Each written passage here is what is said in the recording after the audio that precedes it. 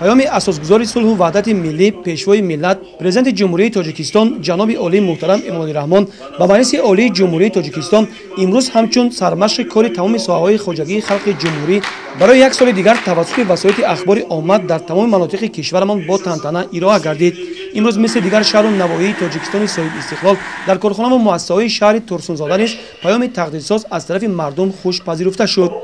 кормандони муассисаҳои таълимии шаҳри Турсунзода дар толори шӯъбаи маорифи шаҳр ҷамъ омада дастҷамона паёми президенти ҷумҳурии тоҷикистонро тамошо карданд.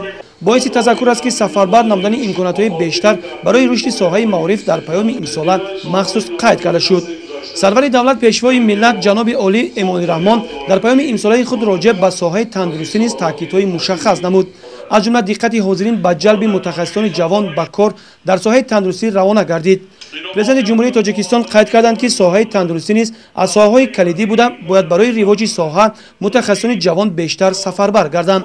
табибони пуртаҷриба ва собиқадор вазифадор гардиданд ки барои додани имконотҳои бештар ба кадрҳои ҷавон ва омӯзондани таҷрибаи пешқадам ба онҳо диққати махсус диҳанд.